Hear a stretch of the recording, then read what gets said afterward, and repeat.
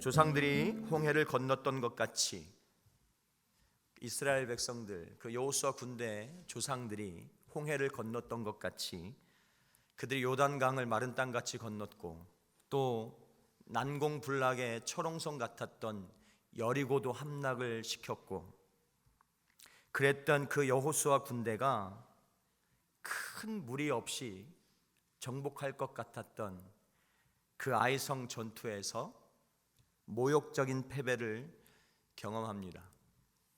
그 원인이 무엇입니까? 하나님이 말씀하시기를 아간의 범죄 때문이다 라고 말씀하고 있어요. 아간의 죄가 무엇이죠? 오늘 7장 11절에서 12절 상반절까지 보니까 하나님이 아간의 죄에 대해서 이렇게 밝혀 말씀하시는데, 이스라엘이 죄를 지었다. 나와 맺은 언약, 지키라고 명령한 그 언약을 그들이 어겼고 전멸시켜서 나 주에게 바쳐야 할 물건을 도둑질하여 가져갔으며, 또한 거짓말을 하면서 그 물건을 자기들의 재산으로 만들었다. 그래서 이스라엘 자손은 원수를 대적할 수 없었고 원수 앞에서 패하여 물러섰다. 그들이 자청하여 저주를 불러들여서 그들 스스로가 전멸시켜야 할 물건이 되었기 때문이다. 그들이 전멸시키라고 말씀하신 하나님의 물건에 손을 댔다는 것입니다. 가져서는 안 되는 것, 취해서는 안 되는 것, 손대서는 안 되는 것, 자기 것이 아닌 것, 히브리어로는 헤렘이라고 온전히 전멸시켜서 하나님께 바쳐야 될 그것, 하나님의 것, 하나님의 영역, 하나님의 절대 주권 아래에 있는 것, 그것에 손을 대었다. 그래서 그들 자신이 하나님의 말씀처럼 그들 자신이 오히려 진멸당한 물건이 되어서 패배를 경험한 것이다 라고 하나님이 가르쳐주고 있습니다. 넘봐서는 하나님의 것을 넘봤다는 거예요. 겁도 없이 하나님 것을 도둑질했다는 것입니다. 그것이 하나님의 진노를 샀고 아이성 전투에서 패배한 이유다. 나중에 제비뽑기를 통해서 아간이 이제 뽑히고, 그 아간이 자기의 죄를 실토할 때 아간이 이렇게 얘기하는 것을 우리가 들을 수 있습니다. 7장 21절에 보면 이렇게 얘기하죠. 제가 전리품 가운데서 신할에서 만든 아름다운 외투 한 벌과 은 200세겔과 50세겔이 나가는 금덩이 하나를 보고 탐이 나서 가졌습니다. 그 아름답고 그 값비싸 보이는 것들, 그 금과 은과 외투와 옷과 이런 것들을 보는 순간 탐이 나서 가졌습니다. 도둑질했다는 거예요. 여러분, 이거 어디서 많이 듣던 말이죠? 어디서 많이 듣던 말입니다. 창세기에서 하나님이 먹지 말라고 명령하신 선악과, 하나님의 것, 하나님의 영역, 하나님의 절대 주권, 그것을 도둑질했던 그때 그 하와의 그 행태와 동일한 것을 우리는 알 수가 있습니다. 사탄은 예나 지금이나 이 동일한 패턴을 가지고 사람들을 미혹하고 실패와 절망과 죽음의 나락으로 우리를 떨어뜨리고 있는 것입니다. 여러분, 사탄의 이 전략이 뭡니까? 인간의 탐심을 자극해서 하나님의 자리를 넘보게 하는 것, 가질 수 없는 것을 도둑질하게 만드는 거예요. 가져서는 안 되는 하나님의 것을 넘보게 하는 것, 이게 사탄의 전략이에요. 하나님의 절대 주권에 도전하는 것입니다. 그리고 결국에는 하나님께 저주받아서 어느 선교사님의 표현처럼 하나님의 총알바지가 되게 해서 죽게 만드는 것, 그것이 사탄의 전략이다. 우리 삶에서 실패를 경험할 때 그 실패의 이유를 여러 가지로 설명할 수 있지만 실패의 궁극적인 원인이 무엇이냐? 그것은 넘보면 안 되는 하나님의 자리를 넘봤기 때문이다. 실패의 경험 가운데 여러 가지로 그 실패의 원인에 대해서 얘기할 수 있지만 궁극적인 그 원인이 뭐냐? 하나님의 것을 탐했기 때문이다. 하나님의 자리를 넘봤기 때문이라는 거예요. 오늘 마지막 주일입니다. 오늘 마지막 주일이. 제가 아무 생각 없이 내년도 현수막을 여기다 걸었다가 오늘 아침에 얼른 다시 바꿨습니다. 오늘 마지막 주일이 있구나. 올 한 해를 돌아보면서 가정과 교회와 직장 안에서 그 나의 삶의 영역 안에서 실패를 경험했다면 오늘 말씀을 통해서 다시 한번 내 삶을 조명해 보는 그런 은혜가 있기를 소망합니다. 오늘 말씀에도 보니까 하나님은 분명하게, 오늘 말씀에는 직접적으로 나오지 않지만 6장에 보면 하나님은 분명하게 여호수아에게 그 여호수아의 입술을 통해서 미리 거듭 경고를 하셨습니다. 6장 17절 이하에 보니까 이렇게 말씀하셨어요. 여리고를 함락시킬 때인데 하나님께서 그 성 안에 있는 모든 것을 전멸시켜라. 그것을 주님께 제물로 바쳐라. 너희는 전멸시켜서 바치는 희생제물에 손을 댔다가 스스로 파멸당하는 일이 없도록 주의하여라. 너희가 전멸시켜서 바치는 그 제물을 너희가 가지면 이스라엘 지는 너희 때문에 전멸할 것이다. 모든 은이나 금, 노시나 철로 만든 그릇은 다 주님께 바칠 것이므로 거룩하게 구별하여 주님의 근고에 넣도록 하여라 라고 하나님이 미리 말씀하셨어요. 전멸시켜라. 아니면 네가 전멸된다, 죽는다 말씀하셨어요. 하와에게, 아담에게 말씀하셨던 것처럼 먹는 날에는 정령 죽으리라. 손대면 안 된다.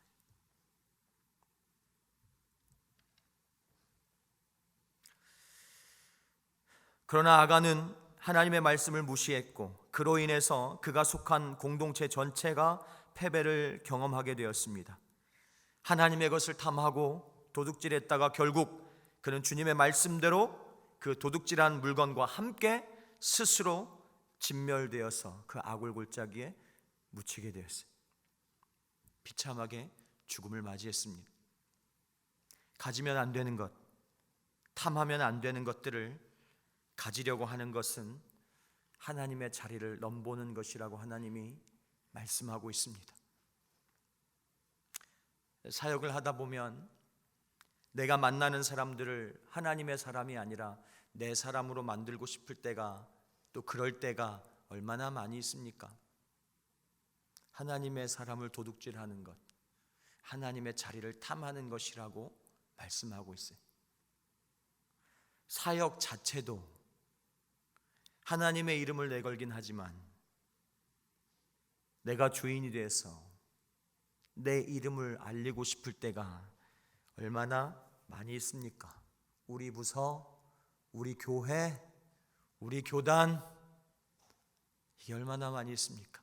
하나님의 영광을 도둑질하고 싶을 때가, 도둑질하는 경우가 얼마나 많이 있습니까? 전에 순회 선교단의 김용희 선교사님이 하셨던 간증 말씀이 기억이 납니다. 선교 완성이라는 이 엄청난 과업을 이 비전으로 삼고 그것을 이루기 위해서 할 수 있는 것이 무엇인가 고민하고 기도하다가 교회와 선교단체와 이 선교사님들 안에 이렇게 먼저 연합이 이루어져야 되겠구나. 이 연합이 각계 전투로는 다 잘하는데 연합이 안 되어서 이게 연합이 필요하다라는 마음을 가지고 이제 선교사님들을 찾아다니기 시작했대요. 그러면서 그 선교사님들에게 그 취지를 설명해드리고, 그리고 자기들이 대가 바라지 않고 무조건 섬기겠습니다. 필요한 것 얘기하십시오. 우리가 한국에 가서 얘기하게, 교회에다가 우리가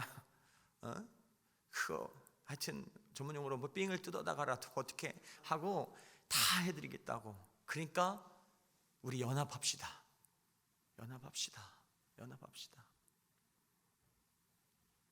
그러면 처음에는 그 선교사님들이 다 목숨을 걸고 선교지에 가서 하나님 일을 하겠다고 간 사람들 아닙니까? 그러니까 처음에는 좋다고 그렇게 해서 같이 사역을, 연합 사역을 시작하는데 말이죠, 나중에 되면 결국 어떻게 가느냐 하면 그 누구 이름으로 할 거냐예요. 이 사역을 누구의 이름을 내걸고. 이것 때문에 연합이 안 된다는 거예요. 그렇게 그 가작의 간증을 그렇게 얘기하는 걸 제가 들은 적이 있습니다. 누가 대표할 거냐. 하나님 자리에 앉아서 하나님의 영광을 도둑질하는 것이죠. 헤렘, 하나님께 바쳐진 것, 그것을 넘보는 그 마음, 하나님의 자리에 앉아서 왕 노릇하고 싶은 마음, 하나님께 은혜를 구하고 그 은혜로 살아가는 것이 아니라 은혜 없이 그냥 내가 왕 노릇하면서 살고 싶은 마음, 우리에게 왕을 세워주십시오라고 했던 이스라엘 백성들처럼, 그것이 전쟁에서 실패한 궁극적인 원인이다. 아멘. 아멘. 여러분, 이것이 비단 아간 개인만의 문제였습니까? 아닙니다. 오늘 말씀을 좀 더 묵상하다 보면 우리는 그 선교사님의 간증처럼 이 문제가 결코 한 개인, 아간 개인의 문제뿐만 아니라 이스라엘 공동체 전체에 퍼져 있었던, 누룩처럼 퍼져 있었던 공동체 전체가 앓고 있는 그런 문제라는 것을 알 수가 있습니다. 하나님 말씀하고 있어요. 오늘 2절에서 4절까지 말씀을 다시 한번 저와 여러분 함께 읽어보겠습니다. 2절에서 4절까지 말씀 함께 읽겠습니다. 여호수아가 여리고에서 베델 동쪽 베다웬 곁에 있는 아이성으로 사람들을 보내면서 그들에게 올라가서 그 땅을 정탐하라고 지시하니 그 사람들이 올라가서 아이성을 정탐하였다. 그들이 여호수아에게 돌아와서 이렇게 말하였다. 모든 백성을 다 올라가게 할 필요가 없을 것 같습니다. 2,000명이나 3,000명만 올라가도 아이성을 칠 수 있습니다.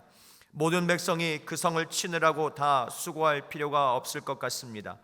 성 안에 있는 사람들의 수가 얼마 되지 않습니다. 백성 가운데서 약 3,000명이 그리로 올라갔다. 그러나 그들은 도리어 아이성 사람에게 패하여 도망쳐한다.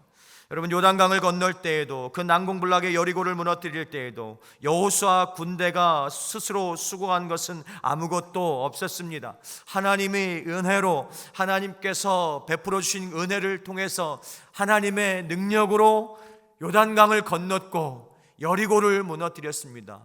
그들이 수고한 것은 아무것도 없었어요. 그런데 여러분, 오늘 그들의 고백을 보십시오. 그들이 말하는 것을 보십시오.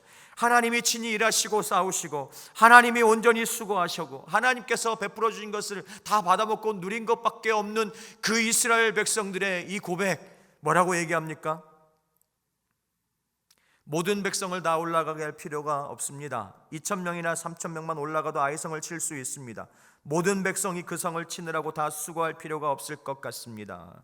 성 안에 있는 사람들의 수가 얼마 되지 않습니다. 언제는 자기들이 수고한 게 있습니까? 수고할 필요가 없겠습니다. 그런데 그 하나님의 은혜로 여기까지 왔다는 것을 어느새 잊어먹었어요. 내가 뭔가 이룬 것 같았고, 내가 뭔가 된 것 같고, 내가 뭔가 할 수 있을 것 같고,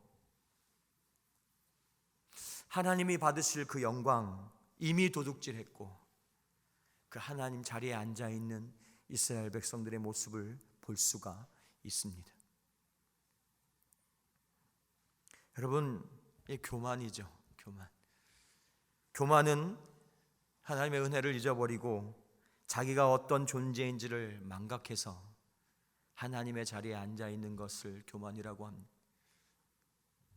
그래서 교만한 사람들의 특징이 뭡니까? 은혜를 구하지 않는다. 은혜를 구하지 않는다. 오늘은 오늘의 은혜가 필요한 것인데 오늘의 은혜를 구하지 않고 과거의 경험으로 오늘을 살아가려고 한다는 것입니다. 오늘은 오늘의 일용할 은혜가 필요한 것인데 오늘의 은혜를 구하지 않고 과거의 경험으로 오늘을 살아가려고 한다. 이게 교만한 사람들의 특징입니다. 은혜 없이도 살겠다는 말이죠. 그 말은 곧 내가 하나님이다, 이런 말입니다. 어제 받은 은혜의 경험으로 마치 오늘 내가 뭔가 된 것 같은 그런 착각을 하는 것이죠. 여러분, 우리는 모두가 하루하루 매일매일 그날의 은혜를 받아 먹고 하루를 살아야 하는 하루살이 같은 인생이라는 사실을 잊지 말아야 합니다. 그것은 하나님께서 이미 그들 조상들에게 광야에서 만나와 메추라기를 통해서 교훈하셨던 것입니다. 출애굽기 16장에 보면 모세를 통해서 하나님이 말씀하셨어요. 먹을 것이 없어서 불평할 때 만나와 메추라기를 보내주시면서 하신 말씀이 뭡니까? 하루 분량만 거두어라 라고 말씀하셨어요. 하루 분량만. 엿새째 되는 날은 다음 날이 안식일이기 때문에 이틀치 가능한데 그 외에는 반드시 하루치만 그날의 먹거리만 거두어라 라고 말씀하셨어요. 그 말이 뭐예요? 너희는 일용할 양식을 구해서 먹고 살아야 하는 그런 인생, 하루하루의 은혜가 필요한 그런 인생이라는 거예요. 그걸 알라는 거예요. 그런데 그 말을 듣지 않고 이틀치, 사흘치 막 이렇게 쟁여놨, 그건 다 썩어서 먹을 수 없게 됐어요. 너무 많이 냉장고에 쟁여놓지 않기를 축복합니다. 썩어서 먹을 수 없는.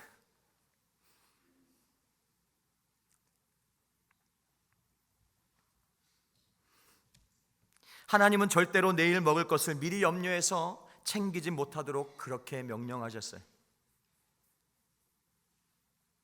데일리 브레드라고, 일용할 양식, 데일리 브레드, 하루하루 그날 먹을 것만, 이게 하나님이 정해준 거예요. 우리는 이렇게 반문할 수 있습니다.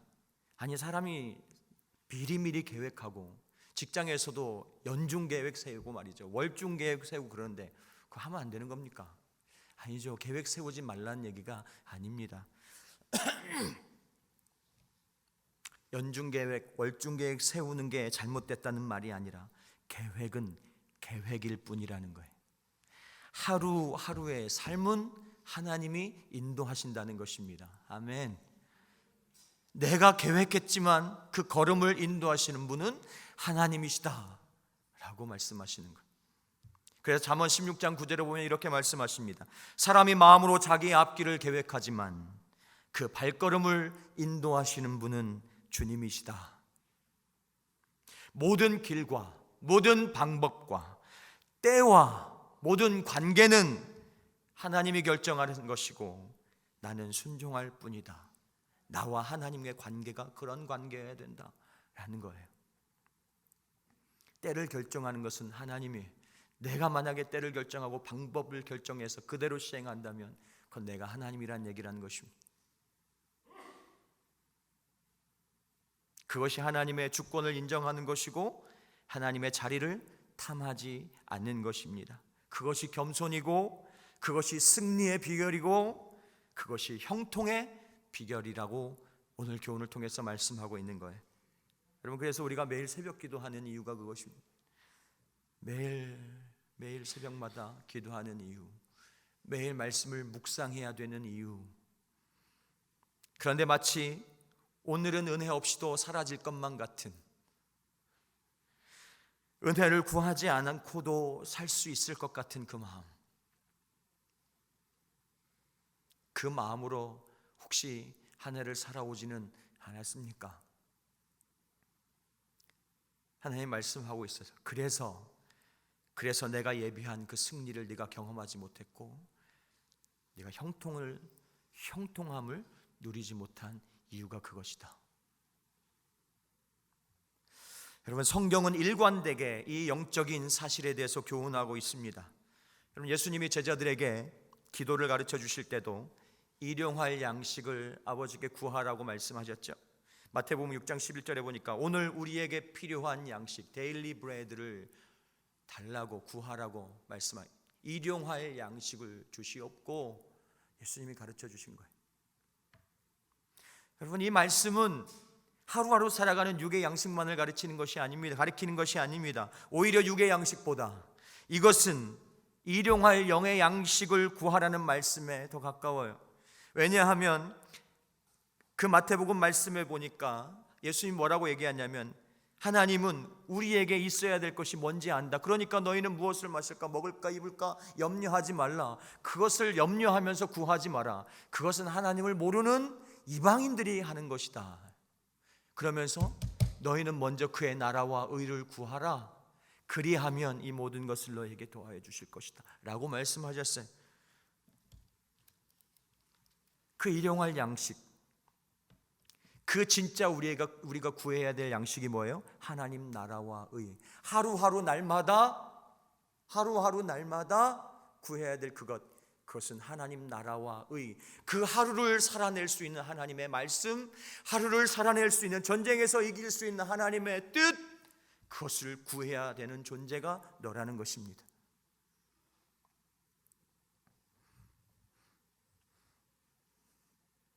여러분, 예수님이 수가성 사마리아 우물가에서 여인 만나주셨던 사건을 여러분은 기억하실 것입니다. 그때 예수님이 사마리아 여인과 대화하는 동안에 제자들이 먹을 것이 없어서 먹을 걸 구하러 동네로 들어갔다고 했어요. 그리고 대화가 거의 마무리될 쯤에 제자들이 먹을 걸 구해가지고 돌아왔습니다. 그리고 예수님한테 선생님 좀 잡수시지요. 못 먹었으니까 배고프잖아요. 그때 예수님이 하신 말씀 여러분 기억하십니까? 이렇게 예수님이 말씀하셨어요. 나에게는 너희가 알지 못하는 양식이 있다. 이렇게 말씀하셨어요. 나에게는 너희가 알지 못하는 양식이 있다. 그 말을 듣고 제자들이 수군거립니다. 누가 선생님한테 뭐 먹을 거 갖다 줬나? 그때 예수님이 다시 말씀하시죠. 내 양식은 나를 보내신 분의 뜻을 이루고 그분의 일을 완성하는 것이다. 그것들을 위해서 예수님은 스스로 매일매일 기도하는 삶을 사셨습니다. 우리가 성경을 통해서 잘 알고 있는 것처럼 습관을 따라 기도하러 올라가셨어요. 새벽 오히려 미명에 기도하러 가셨다. 여러분, 우리는 그렇게 하나님이 하루하루 은혜로 주시는 일용할 양식을 먹고 살아가는 존재임에도 불구하고 오늘 말씀에 보니까 2절에서 3절 말씀 보니까 그 여호수아가 정탐꾼을 보낼 때부터 시작해서 전쟁을 치를 때까지 단 한 군데도 하나님께 묻는 장면이 나오지 않습니다. 단 한 번도 하나님께 묻지 않아요. 보낼까요? 올라갈까요? 묻지 않아요. 그게 실패의 원인, 직접적인 원인과 하간의 범죄였지만 이게 아주 중요한 실패의 원인, 하나님께 묻지 않았다. 왜 그렇습니까? 왜 묻지 않았죠? 왜 하나님의 은혜를 구하지 않았죠? 왜 구할 생각을 못했습니까?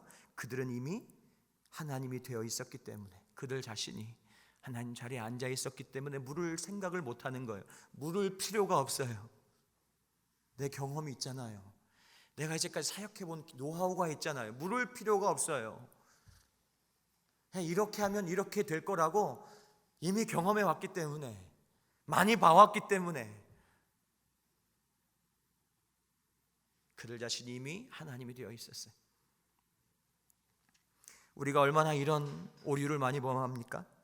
내가 늘 하던 사역이니까, 내가 늘 하는 일이니까, 내가 늘 하던 찬양이니까, 내가 늘 만났던 사람이니까, 내 전문 분야니까, 그렇게 자기가 하나님 노릇하다가 아이성 전투처럼 된통 당하는 것이, 두들겨 맞는 것입니다. 안 될 이유가 없어요. 가만히 보면 안 될 이유가 없어요. 그리고 전에는 이렇게 하면 이렇게 됐었어요. 성공 못할 이유가 없어 보입니다. 성공 못할 이유가 없어 보여요. 충분한 능력을 가지고 있는 것처럼 보여요. 그리고 분명히 그때는 잘 됐었어요. 잘 될 조건을 다 갖추어 보여요. 그런데 이상하게 안 되는, 이상하게 일이 풀리지 않는, 여러분 그런 경험 없으십니까? 결국에는 탐심으로 하나님의 것을 도둑질한 아간이나 교만해져 가지고 하나님께 묻지 않은 여호수아나 다 같은 오류를 범하고 있는 것이다. 어떤 오류? 둘 다 하나님의 자리에 앉아서 자기가 하나님 노릇하고 있다라는 거예요. 그래서 절대로 전쟁에서 이길 수가 없었다. 여러분, 하나님의 것을 도둑질하지 않는 저와 여러분 되기를 축원합니다. 하나님의 자리를 탐하지 않는 여러분 되기를 축원합니다. 할렐루야. 하나님의 자리를 탐하지 않는 것은 딴 게 아닙니다. 자기 분수를 아는 거예요. 자기 자리를 지키는 것입니다. 그리고 그 자리에서 날마다 하나님 앞에 일용할 양식을 구하는 그런 자로 사는 거예요. 그것이 승리의 비결이고 그것이 성공의 비결인 것입니다. 여러분, 말씀을 묵상하면서 이런 생각이 들었어요. 그 하나님의 자리를 탐하는 것에 대해서 묵상하다가, 여러분, 모세, 하나님이 모세를 지도자로 세우셨죠. 사람들이 모세의 리더십에 대해서 얼마나 많이 불평했습니까? 너만 하나님 음성 듣냐?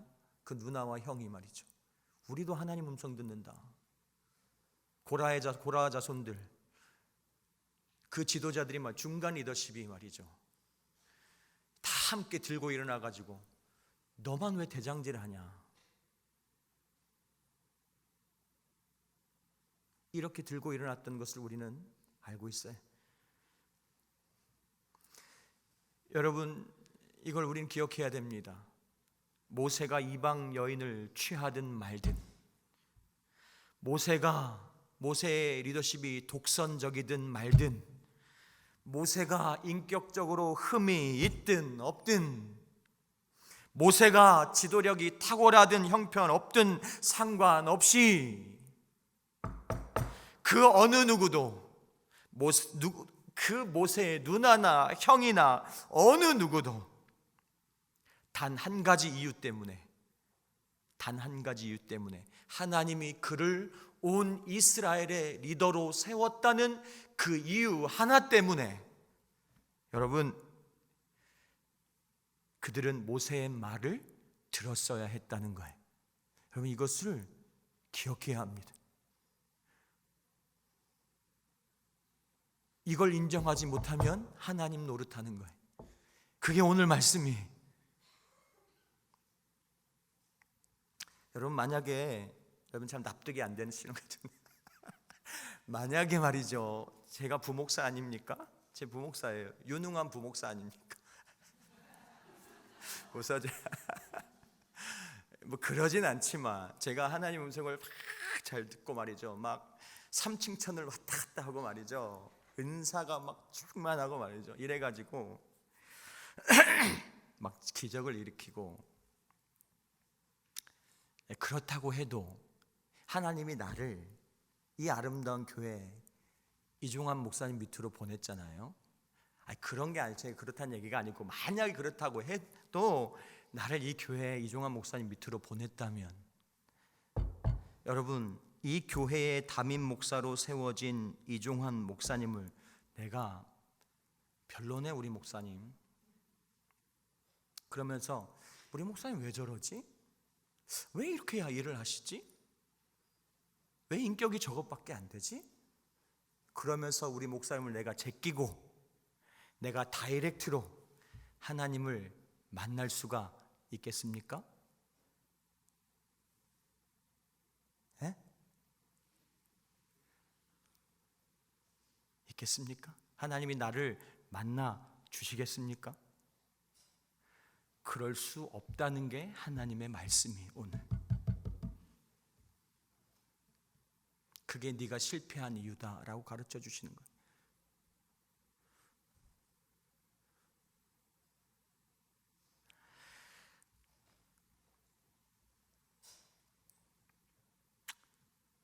여러분, 하나님 자리를 탐하는 건 다른 게 아닙니다.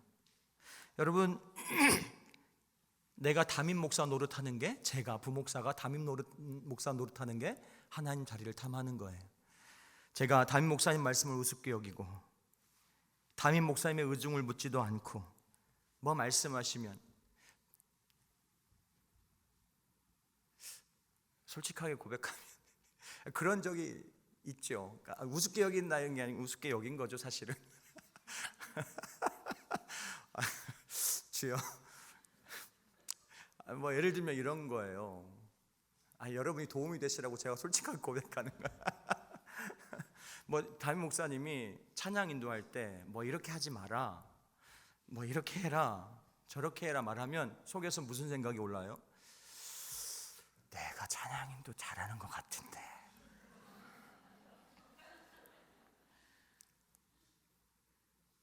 이게 하나님 자리를 탐하는 거라는 거예요.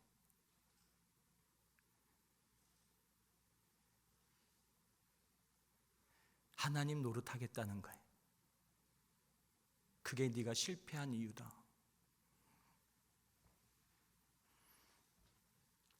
그렇다면 하나님 나를 어떻게 보십니까? 그 순간에 그 교만함을 가지고 내가 하나님 자리에 앉아 있으면 하나님 나를 어떻게 대하실까요? 진멸할 대상으로 본다는 거예요. 진멸할 대상으로. 축복의 대상이 아니에요. 진멸할 대상으로 보는 거예요. 헤렘. 그러니까 싸움에서 나를 도와주지 않는 건 당연한 것이죠. 도와줄 수가 없는 것이죠. 도와줘서도 안 되고 그게 은혜니까. 그것이 오늘 우리에게 주시는 하나님의 메시지입니다. 참고로 아내 되신 여러분, 남편의 자리를 탐하지 않게 되기를 축원합니다. 남편의 자리를 넘보지 마십시오. 가정의 머리는 남편이라고 말씀하셨어요. 할렐루야.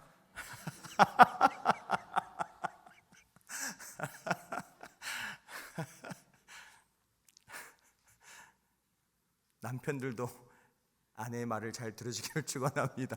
에젤로 하나님이 붙여주셨다고 말씀하셨어요. 돕는 자로. 돕는 자로. 그게 네가 성공할 수 있는, 네 가정이 살아날 수 있는 비결이다. 자녀되니 여러분, 좀 배웠다고 부모님을 무시하지 마십시오. 제가 우리 어머님 굉장히 많이 무시했는데, 우리 어머니 뭐 몰라서, 영적으로 너 뭐 몰라서 그래.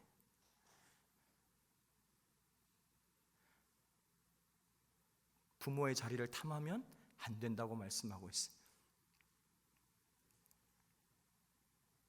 제자되니 여러분, 세상이 아무리 그렇다고 해도 여러분만큼은 하나님이 허락하신 스승의 권위를 우습게 여기지 마십시오.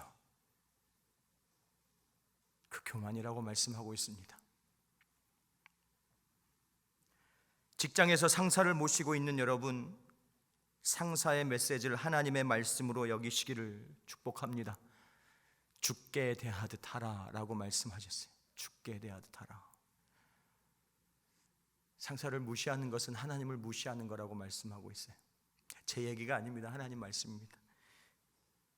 내 분수를 알고, 내 주제를 알고, 내 위치를 알고, 내가 있어야 할 자리를 알고 겸손하게 그날 하루하루 일용할 양식을 구하면서 그렇게 하나님이 주시는 승리와 형통함을 누리는 은혜가 저와 여러분 가운데 있기를 축원합니다.